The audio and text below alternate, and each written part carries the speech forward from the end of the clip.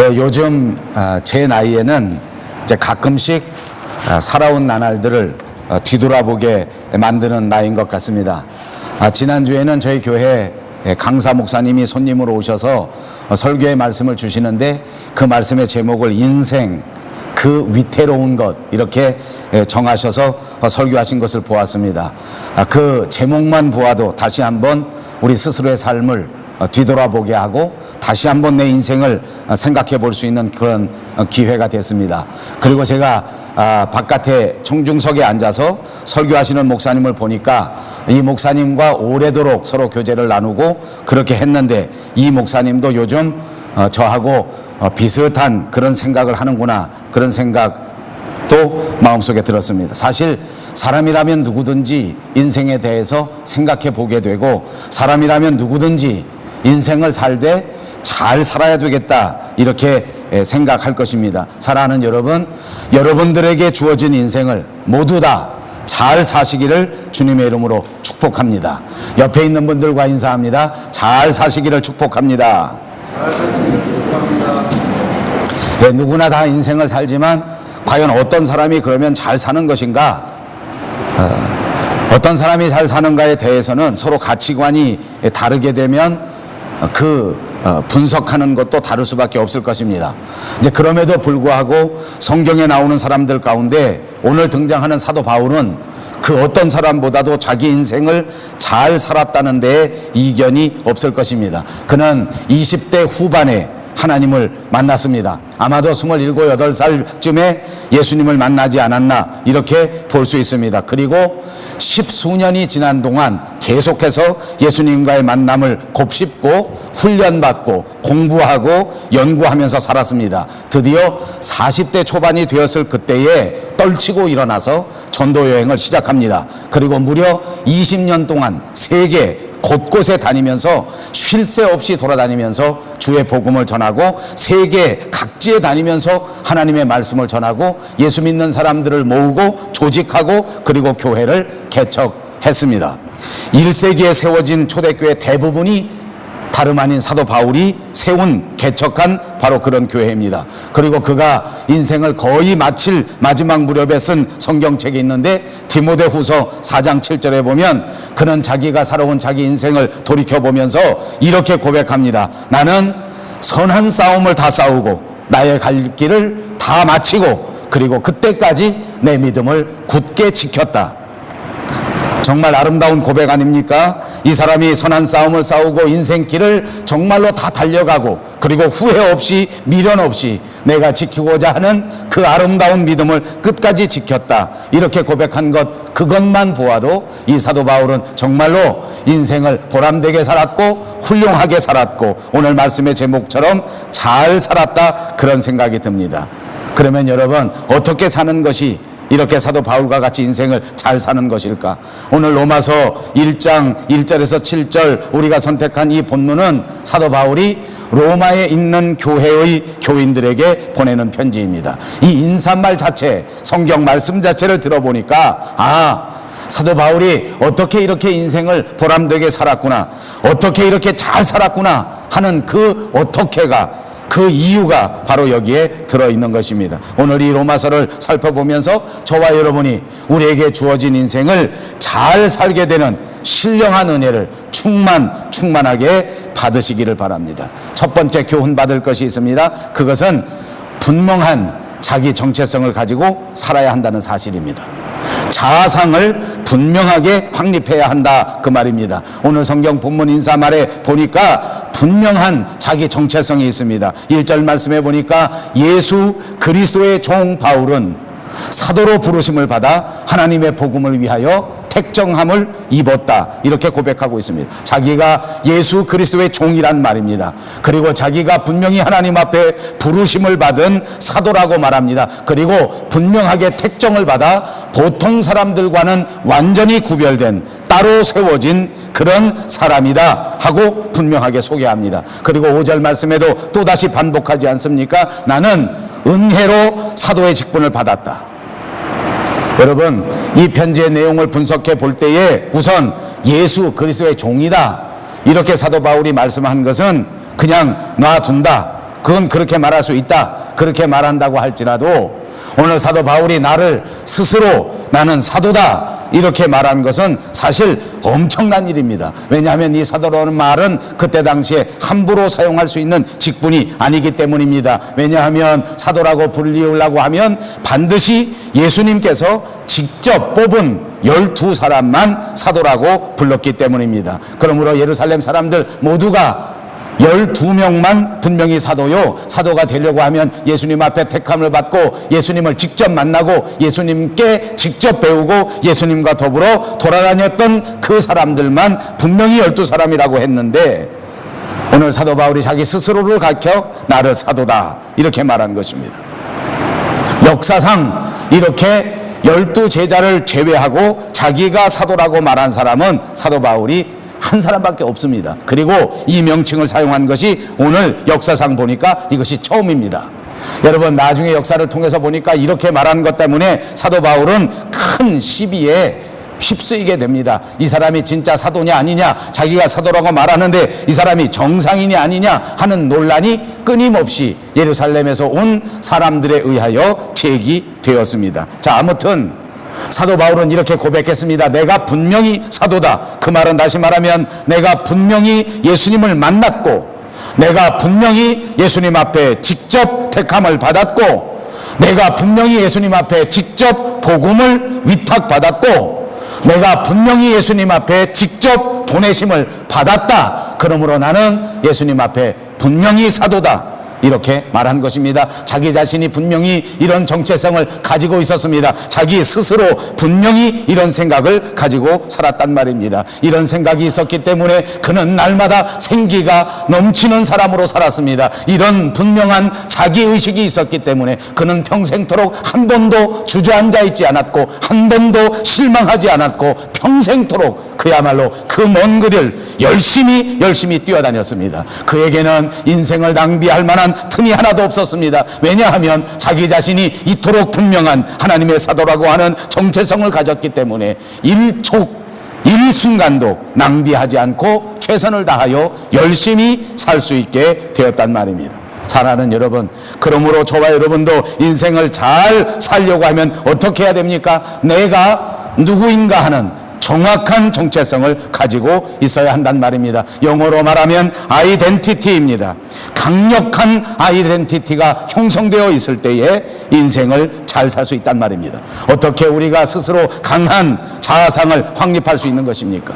여러 가지 그 방법이 있을 것입니다. 다 말씀드릴 수 없기 때문에 저는 오늘 한 가지를 말씀드리려고 합니다. 사실은 설교를 준비하면서도 이 대목을 여러분 앞에 설교할 때에 굉장히 조심스러운 내용이 지금서부터 여러분에게 말씀드릴 내용입니다. 다름 아닌 제 개인 이야기를 좀 해야 하기 때문입니다. 날씨도 덥고 조금 가벼운 이야기를 해야 되겠다 해서 제가 오늘 예를 제 자신에게 들어보려고 하는 것입니다. 어떻게 하면 자상을 더 강하게 그렇게 할 수 있겠나 하는 여러 가지 방법 중에 한 가지만 소개해 보겠다 하는 것입니다.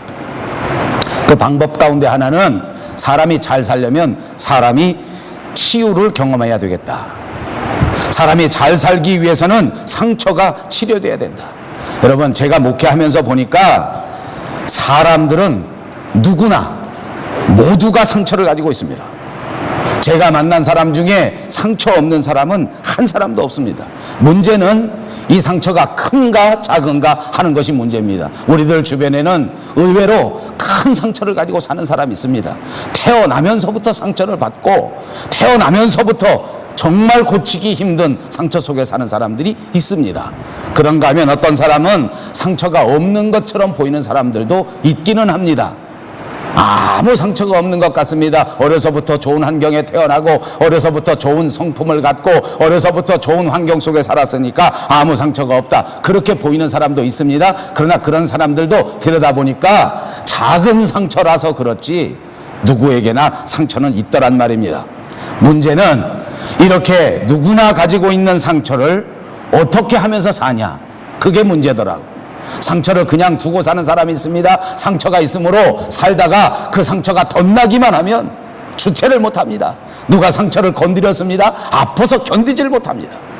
어제 뉴스에 보니까 우리 조국에는 날씨가 너무너무 더워서 노인들이 그 아주 무시무시한 병들이 많이 도는데 별의별 병들이 다 있더라고요. 근데 요즘 대상포진이 많이 생긴다는 거예요. 바늘로 콕콕 찌르는 것처럼 아프대요. 제 아내는 작년 재작년에 대상포진 알았습니다.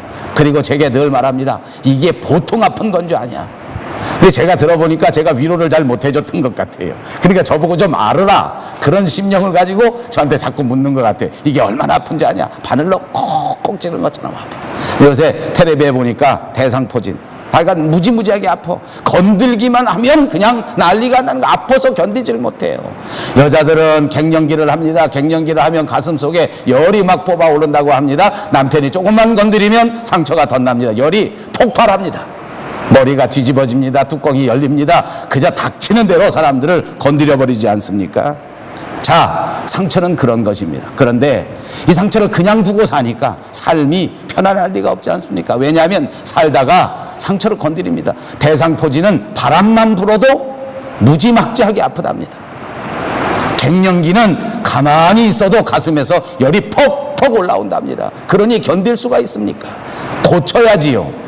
고치지 않고는 살 수가 없단 말입니다. 아무리 작은 상처라도 치유하지 않으면 그게 안 된다는 거예요. 어떻게 하면 상처를 치유할 수 있나? 이것도 또 방법이 여러 가지인데 오늘 설교에 제가 다 말씀드릴 수 없습니다. 그래서 한 가지만 이야기하려고 합니다. 우리 사람이 가진 상처를 가장 잘 치유할 수 있는 것, 우리 사람이 가진 상처 중에서 제일 아픈 상처, 제일 악성 상처가 있는데 그 상처를 고칠 수 있는 방법이 있더라. 그래서 제가 여러분에게 소개하려는 것입니다. 다시 여러분에게 워닝합니다. 사실은 이것은 성경에서 말하는 유일한 방법은 아닙니다. 제가 혼자서 생각해 본 것이고 제가 혼자서 체험한 것입니다. 그러니까 지금 말씀드리는 것은 진리가 아닙니다. 그럴 수도 있다는 것입니다. 가볍게 들으시기 바랍니다. 어떻게 하면 상처를 제일 잘 치료할 수 있나? 그거는 배우자가 서로 사랑을 깊이 나누어 줄 때 인생의 가장 깊은 문제가 치유를 받더라 하는 것이 제 목회 경험입니다. 사람의 상처는 반드시 사람을 통해서 치유를 받게 되어 있는데 누가 잘 치료할 수 있나 보니까 아내에게는 남편이 최고예요. 남편에게는 아내가 최고의 치료자가 되는 것이다. 그러니까 배우자가 진짜 사랑을 베풀어 줄 때 진짜 치유가 되는 것이다. 그 말입니다. 가장 효율적인 방법이 배우자의 사랑이다. 여러분도 그렇게 동의하십니까? 아마도 많은 아내들이 제 말에 아멘 하실 겁니다. 남편이 조금만 잘해줬으면 내가 이렇게 상처받지 않을 것이다.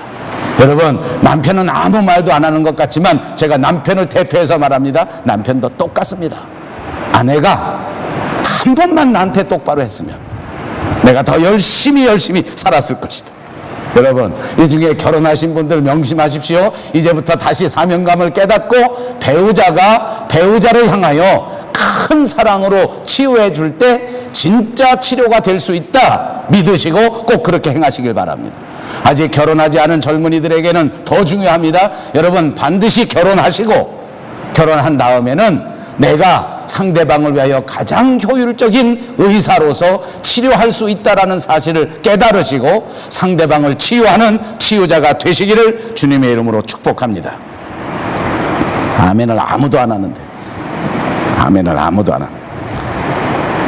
저는 자라나면서 사실 제 부모님께 큰 사랑을 받고 자라나지는 못했습니다. 대부분 저희 시대 사람들이 그랬듯이 먹고 살기 바빠서 제 어머니 아버지는 크게 저를 학대하신 건 아니지만은 제가 6남매 중에 막내이기 때문에 제게 큰 관심을 가지시지 않았던 것 같습니다.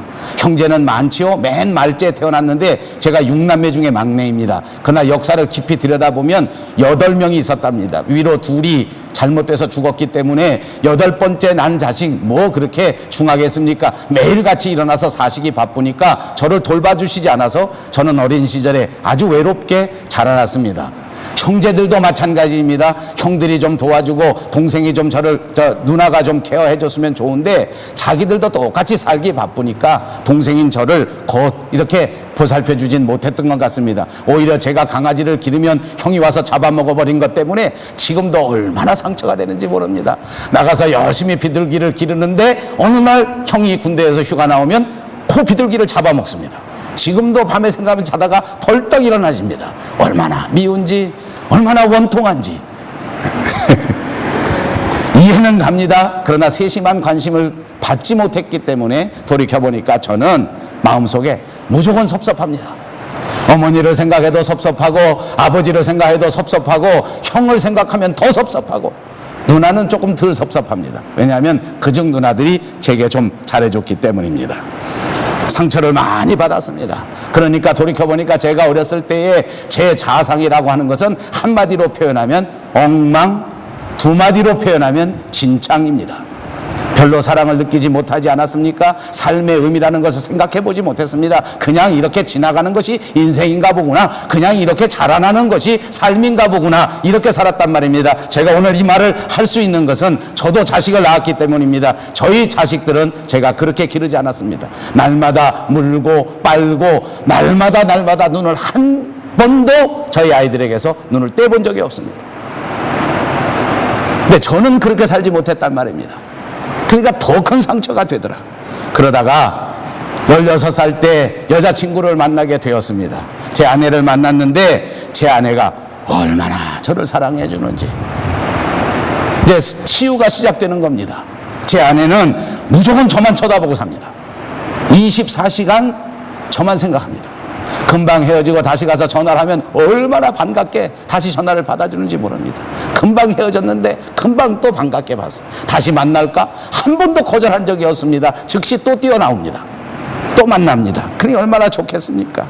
저를 만나면 매일같이 저를 믿어줍니다. 저를 만나면 언제나 제가 최고라고 합니다.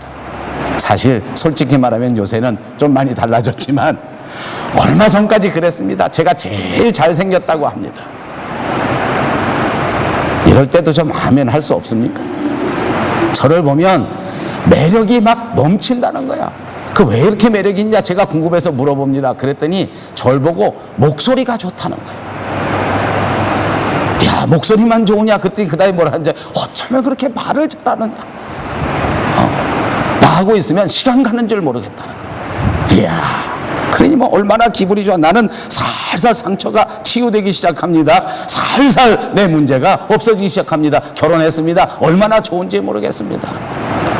전도사로 나가서 새벽기도 처음 설교한 날 지금도 잊어버리지 않습니다. 제 아내가 집에 들어오니까 세상에서 표현할 수 있는 가장 큰 모션으로 목사님보다 설교를 100배나 잘한다. 그 목사님 들으면 상처돼서 뒤집어질 거야. 그날서부터 계속해서 저한테 하는, 어쩌면 그렇게 설교를 잘하나. 작년까지 그렇게 했었습니다. 올해서부터는 왜 그렇게 설교가 기냐, 이런 말 하긴 합니다만 이제 대부분 제 상처가 치유됐기 때문에 지금 그런 소리 들어도 별 문제는 없습니다.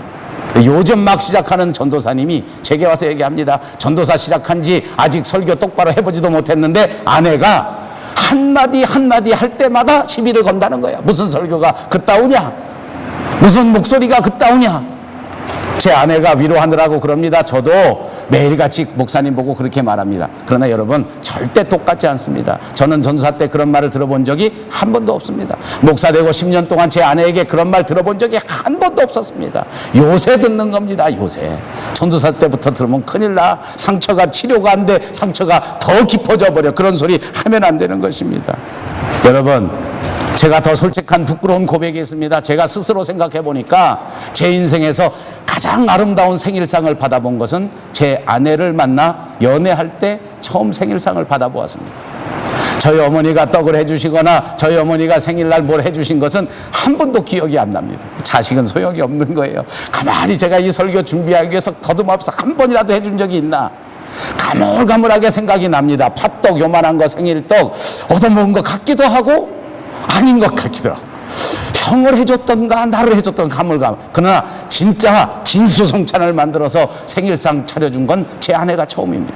17살 때 그런 생일상을 받아보았습니다. 결혼하고 나니까 그런 정도의 생일이 아닙니다. 결혼하고 나니까 세상에 내 그 사진 지금도 있어요. 내가 나한테 무슨 꽃갈 모자를 만들어서 집에다 풍선을 만들어서 잔뜩 해놓고 퇴근에 들어오니까 저한테 생일 축하를 해주는데, 그런 생일 케이크 지금까지 한 번도 받아본 적이 없어요. 한 번도 해본 적이, 누구도 해준 적이 없어요. 제 아내가 해준 거예요. 그 이후로 지금까지 이민 와서 교회 다니면서 한 번도 생일상 못 얻어 먹어봤습니다. 그래도 저는 상처가 하나도 없습니다. 아무에게도 생일 안 알려줍니다. 자식이 생일날 축하해 주는 거면 됐습니다. 다른 어떤 사람도 제게 생일날 생일상 차려주지 않아도 상처가 없어. 왜? 너무너무 귀하게 생일상 받아 먹었기 때문입니다. 결혼을 했더니 처갓집에 저희 장모님이 제게 얼마나 잘해주시는지. 목사라고 가서 밥 먹으면 장인어른 저리 비켜놓고 제일 중간에 저를 앉혀줍니다.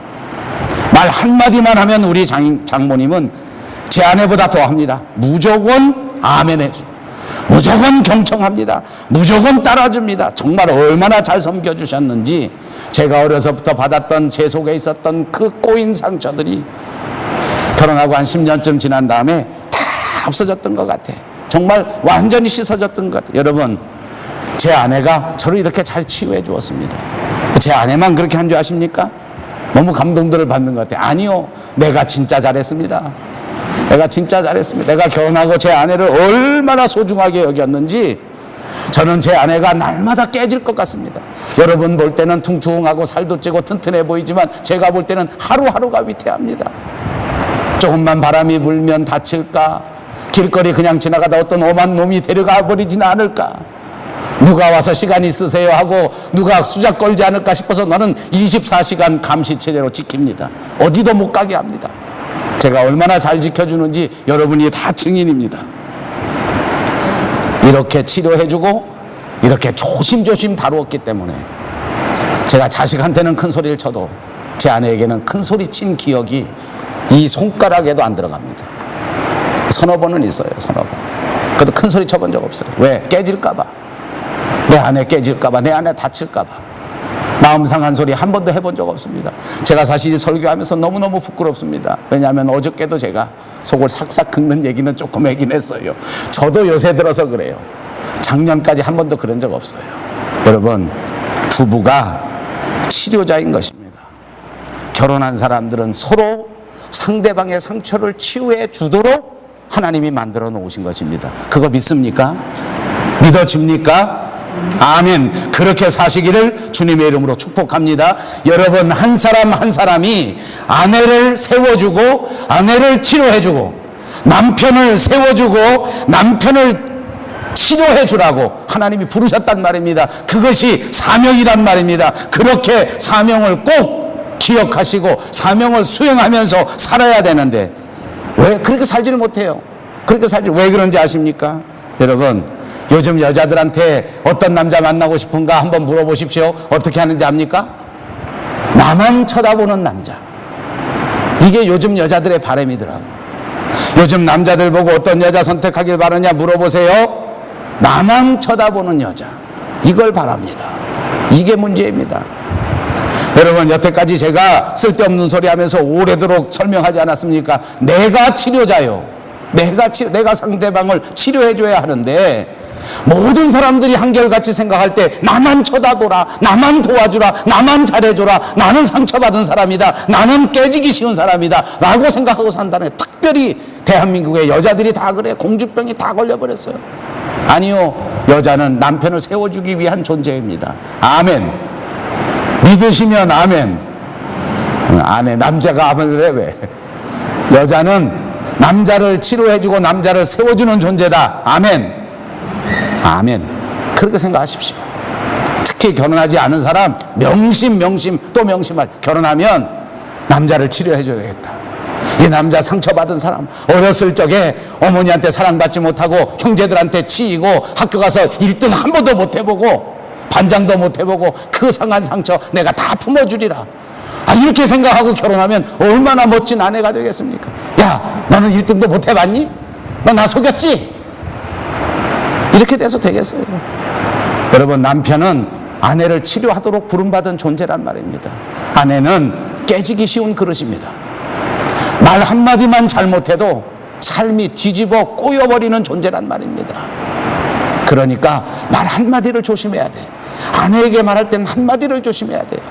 한마디를 조심. 쓸데없는 말 한마디 함으로써 아내를 뒤집어 버리면 안 된단 말이에요. 해야 할 말, 그 말 하지 않아서 그 여자를 그렇게 속상하게 만들 필요가 없단 말이에요. 따뜻한 말 한마디, 그리고 이해심 있는 말 한마디가 그 아내를 치료할 수 있다. 이거 꼭 기억하십시오. 여러분, 제가 웃자고 그렇게 말했습니다. 아내만 제게 잘한 것이 아닙니다. 저도 최선을 다했습니다. 그래야 행복한 가정이 된단 말입니다. 부부는 그런 것입니다. 서로가 치료해주고 서로가 세워질 때에 그 가정이 아름다운 가정 되는 것을 믿습니다. 확대해 볼까요? 똑같습니다. 부모는 언제나 자식에게 치료해주는 존재입니다. 자식을 야단치고 자식을 때리고 자식을 어떻게 하든지 간에 구박하는 그런 부모가 돼서는 안 돼. 자식의 상처를 보듬어주고 자식을 세워주는 거예요. 자식도 똑같습니다. 부모와 마음대로 할 수 있는 존재가 아닙니다. 부모는 상처가 있는 존재입니다. 나 때문에 희생하고 나 때문에 아픔을 감수하는 분들 아닙니까? 그러니까 부모님에 대하여 어떻게 하든지 내가 우리 부모를 치료해 줘야 되겠다. 우리 부모님 더 이상 상처받지 않도록 해야 되겠다. 우리 부모님 과거에 나 때문에 받은 그 모든 희생을 내가 어떻게 하든지 한 가지라도 돌려드려야 되겠다 라고 생각해야 그 부모와 자식의 관계가 아름다워진단 말입니다. 여러분, 밴쿠버 영성교회가 행복한 교회가 되기를 원하십니까? 누구를 씹고 누구를 비난하고 누구와 다투고 누구와 분쟁한다고 하면 우리 교회는 절대 제대로 쓰지 못합니다. 서로 이해해야 합니다. 서로 세워줘야 합니다. 서로 치료하는 치료자입니다. 여러분, 목사가 여러분들이 질겅질겅 씹는 껌나부랭이가 아니지 않습니까? 저를 절대 씹지 마십시오. 어떻게 하든지 우리 목사님이 개척교회 하는데 마음 아프실지 모른다. 아, 그래, 이제부터라도 우리 목사님 마음을 좀 위로해 줘야 되겠다. 나라도 목사님 앞에 좀 신통하게 굴어야 되겠다. 이럴 때 크게 아멘. 우리 목사님 생일이 며칠인지 알아서 그 생일상 하나 못 얻어먹어서 그렇게 가슴 아프다는데 내년엔 꼭 한번 해줘야 되겠다. 좀 그래야 되지 않겠어? 10년 만에. 그런 생각을 좀 하라. 날 좀 씹지 말고. 저도 똑같습니다. 저도 돌아앉으면 여러분을 씹습니다. 무슨 집사가 있다우냐? 무슨 집사라는 것들이 이러냐? 그래가지고 교회가 되겠습니까? 제가 예로 그런 것이지 실제로는 절대 안 그렇습니다. 실제로는 어떻게 하는지 압니까? 야, 참 신통하다. 이런 집사님 얼마나 힘들까? 이 먼 나라 와가지고 말도 안 통하는데 아침서부터 내가 조금 보태기는 했지만 거의 진실에 가깝지 않습니까? 나는 우리 김성광 집사님 같은 분을 보면 집에 가서 맨날 정말 가슴이 아파. 저렇게 멋있게 생긴 배우 같은 아저씨가 노래도 잘하는데 아침부터 일어나서 처자식 먹여 살리려고 그 가게 나가서 10시간, 12시간씩 서 있는 거야. 팔다리 어깨 어디 하나 성한 데 없어 지금. 마누라는 그걸 이해해줘. 이해해주긴 저 혼자 잘나갖고 이뻐가지고 픽픽 다니지. 딸내미 새끼는 저 혼자 잘났다고 돌아다니지. 아들 새끼는 멀리 가서 오지도 않지. 저 심정이 어떨까? 왜? 내 맘하고 똑같거든. 남의 얘기 같잖아. 마음이 아파. 오늘 교회 나오지 못한 우리 박만수 생각하면 더 가슴이 아파. 더 가슴이 아파. 교회도 못 나오고 주일까지 쫓아다니면서 일해야 되지. 그래야 우리 교회가 되지 않겠어? 서로 치료해주고 서로 위로해주고 서로 도와줍시다. 비난하지 말고 욕하지 말고 서로 감싸주고 서로 세워주면 모두가 다 치료받고 모두가 다 건강해지고 모두가 다 행복해진 아름다운 가정, 아름다운 교회가 분명히 될 줄로 믿습니다. 두 번째, 인생을 잘 살려고 하면 복음을 정확하게 이해해야 한다는 것입니다. 복음에 대한 확고한 지식이야말로 인생을 보람되게 만들어 주었습니다. 오늘 본문을 보니까 사도 바울은 분명한 복음의 진리 위에 서 있었습니다. 오늘 본문 2절에 보니까 복음의 핵심이 우리에게 등장합니다. 이 복음은 하나님이 선지자들을 통하여 그의 아들에 관하여 성경에 미리 약속하신 것이라. 이 복음이 무엇입니까? 하나님이 성경에 약속하신 것입니다. 그가 말하는 이 모든 복음은 예언을 통해서 성경이 약속해 주신 것입니다. 육신으로는 다윗의 후손으로, 성령으로는 부활로, 하나님의 아들로, 그리고 우리 주 예수 그리스도로 이 땅에 오셨는데 이 모든 말씀 한 절 한 절이 그야말로 아름다운 신학이요 아름다운 믿음으로 가장 잘 농축되어 있는 말입니다. 이런 확실한 믿음이 있으니까, 이런 확실한 기초가 있으니까 사도 바울은 흔들리지 않았습니다. 세계를 전도하고 세계에 선교하고 그 많은 외로운 세월 속에서 한 번도 흔들리지 않았습니다. 변하지 않았습니다. 하나님을 향하여 끝까지 아름다운 믿음으로 살 수 있었습니다. 흔들리지 않는 기초가 있을 때에 이와 같이 계속하여 하나님 앞에 충성할 수 있게 되는 줄로 믿습니다. 마지막에 우리 주 예수 그리스도를 꼭 꼭 그리스도라는 말을 하기 위해서 두 가지를 이야기합니다. 자기는 예수님을 다메섹 도상에서 직접 만난 사람 아닙니까? 그러니까 그것은 다시 말하면 체험을 말하는 것입니다. 자기는 예수 믿는 사람 핍박하러 다메섹에 가다가 정말 부활하신 주님을 눈으로 만났습니다. 엄청난 체험 아닙니까? 위대한 체험입니다. 이것이 그 가슴 속에 있었기 때문에 바울은 위대한 인생을 살 수 있었습니다. 사랑하는 여러분, 축복합니다. 여러분의 심령 깊은 곳에 예수 그리스도를 만나는 확실한 체험이 다시 한번 불일 듯 새로워지시기를 주님의 이름으로 축복합니다.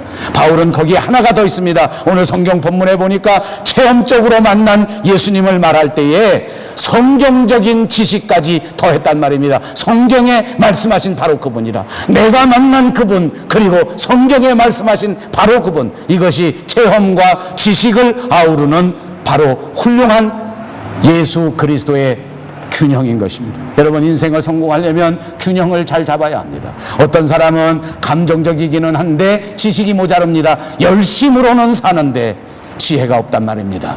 그런 사람 성공하지 못합니다. 어떤 사람은 지식은 많습니다. 지혜는 많습니다. 성경 말씀을 다 이해합니다. 그런데 마음에 뜨거운 열정이 없습니다. 체험이 없습니다. 그런 사람도 결코 성공하지 못합니다.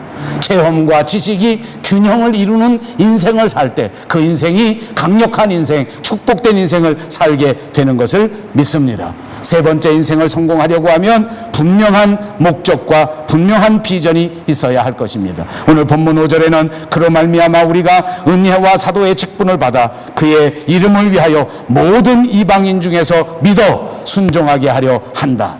여러분, 이 말씀을 다시 한번 꼭 읽어보시기 바랍니다. 이 말씀을 읽으니까 사도 바울의 됨됨이가 나오지 않습니까? 사도 바울이라는 사람의 마음의 크기를 종잡을 수 있습니다. 사도 바울의 믿음의 스케일이 분명하게 나옵니다. 엄청난 일입니다. 여러분, 이 로마서는 아까도 말씀드린 것처럼 사도 바울이 3차 전도 여행을 갈 때에 쓴 책입니다. 고린도 교회에 머물면서 썼다고 추정합니다. 그러니까 이때가 AD 한 56년 이렇게 됐는데 예수님 돌아가시고 난 다음에 한 30년쯤 됐습니다. 다시 말하면 기독교가 아직 초보 종교일 때입니다. 세계적으로 알려지지 않았습니다. 아직은 기독교 교회가 큰 교회가 있는 것도 아닙니다. 아직은 기독교 교회가 유명한 교회가 있는 것도 아닙니다. 이제 겨우 씨앗을 막 뿌린 그야말로 베이비 처음입니다.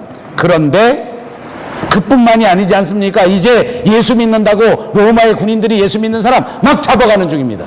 정부가 막 도와주고 예수 믿으면 또 무슨 매칭 펀드를 대주고 뭐 교회를 개척하면 막 정부가 지원금을 주고 사람들이 다 환영해주고 그런 시대가 아니란 말입니다. 예수 믿고 교회 만들려고 하면 정부가 나서서 핍박하고 까딱하면 잡아가 버리는 그런 시대 속에서 지금 이렇게 말한 것입니다. 하나님이 우리를 선택하셔서 여기 복음의 나라를 만들고 복음을 확장하면 이제부터 세상에 있는 모든 이방인들이 예수 믿고 예수님 앞에 돌아올 것이다. 이런 마음을 가졌어요. 저는 교회 목사니까 이게 얼마나 제게 은혜가 되는지 몰라요. 형편은 어떻습니까? 예수 믿으면 잡혀간단 말이에요. 형편은 어떻습니까? 교회가 하나도 부흥되지 않았단 말이에요. 지금 형편은 어떻습니까? 예수 믿으면 앞으로 뻔연히 고난이 다가올 것이. 자기 스스로가 그랬어요. 내가 이 3차 전도여행을 끝나고 다시 로마에 가면 나를 기다리는 것이 무슨 빵빠레가 아니고 무슨 큰 성공이 아니고 이제 내가 로마에 들어가면 예수 전파했다는 죄목으로 붙잡혀서 재판받고 죽을 것이다. 그거를 기도 가운데 알았어요. 여러분 다 아시지 않습니까? 성경에 나와서 이제 나는 이 여행이 끝나면 나가서 죽을 거야. 그래도 이 복음이 결코 죽지 아니하고 그래도 이 복음이 모든 사람을 변화시켜서 온 이방인에게 하나님의 나라가 확장될 것이다. 이 정도 스케일을 가졌어요. 저는 이 설교를 준비하면서 얼마나 큰 은혜를 받은지 모릅니다. 다시 제 믿음의 스케일을 넓힐 수 있는 은혜가 되기 때문입니다. 여러분, 우리가 이대로 하다가 그만둘 그런 인생이 아니란 말이에요. 우리가 그냥 실패하고 말아버릴 그런 인생이 아니란 말이에요. 사도 바울처럼 오늘 우리가 복음을 전하는 이것이 온 세계에 나가 땅끝까지 모든 사람을 변화시켜 하나님 앞으로 돌아오게 만들 것이다. 아멘. 아멘. 큰 스케일을 가지고 살았어요. 큰 스케일 속에서 살았어요. 엄청난 비전을 가져서. 어떻게 해서 이렇게 비전을 가진 것입니까? 사도 바울의 삶을 보면 그가 복음을 전도하는 이 일에, 교회를 개척하는 이 일에 대단한 집중을 보이고 있습니다. 여러분, 다른 일 한 적이 없어요. 사방 다니면서 사람 모아 복음 전하고 교회 개척했어요. 돈 생기면 무조건 교회 개척하는 데 갖다 썼어요. 사람을 얻으면 무조건 교회 일꾼으로 세웠어요. 어떻게 하든지 설득하고 어떻게 하든지 그 사람에게 은혜를 끼쳐서 교회에 최선을 다할 수 있는 일꾼으로 세워놓은 거예요. 자주장사 루디아가 후원금을 주고 헌금을 주면 어떻게 하든지 그 돈들을 다 모아다가 교회에 세우는 데 다 갖다 써버렸어요. 집중입니다. 집중. 여러분, 짐 콜린스라고 하는 유명한 사람이 쓴 책 있지 않습니까? Good to Great이라고 하는 책이 있습니다. 위대한 기업, 위대한 성공자 다 분석해 보니까 성공의 비결은 단순화에 있다. 단순화에 있다. 단순하게 생각하고 단순하게 집중한다는 말입니다. 저는 이 대목에서 큰 용기를 얻습니다. 왜냐하면 저는 성격이 치밀한 사람이 아닙니다. 그저 단순한 면이 많습니다. 그래서 쉽게 속기도 하고 쉽게 잘못하기도 하고 쉽게 실패하기도 합니다. 그런 부작용이 있지만 그래도 성공할 확률이 높은 목사입니다. 여러분, 그거 믿어집니까? 이럴 때도 크게 아멘. 제가 크게 목회에 성공할 확률이 높은 목사입니다. 왜? 단순하거든. 왜? 어리석거든. 거기다가 바울하고 비슷합니다. 바울의 주특기가 뭔지 압니까? 말을 잘해. 사도행전을 보니까 사도 바울의 별명이 있습니다. 말쟁이입니다. 말쟁이. 얼마나 말을 잘했으면 말쟁이라고 했겠습니까? 자기가 말 잘하는 말쟁이라서 계속해서 말만 한 거야. 그냥 만나는 사람이 말만 하는 거야. 말만 해. 무조건 말하고 집중해. 다른 거 안에 단순하게 말한 사람 모아놓고 교회 만들고 교회 개척한 거예요. 초대교회 사도 바울처럼 이렇게 교회를 많이 개척한 사람 없습니다. 초대교회 사도 바울이 이토록 아름답게 교회를 만들어 놨기에 오늘날 2000년 이후 이렇게 하나님의 나라가 확장된 것 아니냐 말입니다. 여러분, 단순하게 주의 복음을 위하여 집중하는 거, 이것이 성공의 비결입니다. 이것이 인생을 잘 사는 비결인 것을 꼭 기억하시기를 바랍니다. 마지막, 인생을 잘 살려고 하면 비전을 나누고 받는 사람들이 되어야 한다는 것입니다. 오늘 5절부터 7절까지 말씀은 다시 한번 보시기를 바랍니다. 제가 다시 또박또박 읽을 때 여러분은 눈으로 따라 읽기를 바랍니다. 그로 말미암아 우리가 은혜와 사도의 직분을 받아 그의 이름을 위하여 모든 이방인 중에서 믿어 순종하게 하나니 너희도 그들 중에서 예수 그리스도의 것으로 부르심을 받은 자니라. 로마에서 하나님의 사랑하심을 받고 성도로 부르심을 받은 모든 자에게 하나님 우리 아버지와 주 예수 그리스도로부터 은혜와 평강이 있기를 원하노라. 우리 6절 말씀은 여러분들로 다 같이 한 입술로 받들어 봉독하길 바랍니다. 6절만 읽겠습니다. 시작. 너희도 그들 중에서 예수 그리스도의 것으로 부르심을 받은 자니라. 아멘. 사랑하는 여러분, 여러분들도 예수 그리스도의 것으로 부르심을 받은 자들입니다. 믿습니까? 믿습니까? 바울이 로마 교회 교인들을 향하여 간절한 마음으로 설득하고 있지 않습니까? 내가 사명자라면, 내가 부르심을 받은 자라면, 내가 사도라면 여러분들도 사명자요, 여러분들도 부르심을 받은 자요, 여러분들도 예수 그리스도를 위하여 살아가야 할 사람들입니다 라고 설득하고 있는 것입니다. 사랑하는 여러분, 세상의 모든 삶을 정리하시고 분명히 아이덴티티를 확립하시고 그리고 나처럼 주의 복음을 위하여 집중하시기를 바랍니다. 이 말씀입니다. 사도 바울은 로마의 교인들에게 이런 편지를 쓰면서 로마 사람들에게 믿음을 든든하게 세워주고 로마 교회가 어떻게 지내는가 하는 뜻을 가지고 있었지만 사실 사도 바울의 가장 큰 뜻은 이 로마의 교인들을 설득해서 이 이방 사람들에게 하나님의 나라를 확장하는 데에 다들 헌신하도록 초대하고 있는 것입니다. 사랑하는 여러분, 이 더운 날 우리 밴쿠버 영성교회도 박상우 목사가 열을 올려 이렇게 여러분에게 호소합니다. 여러분 모두가 하나님 앞에 부르심을 받은 자들입니다.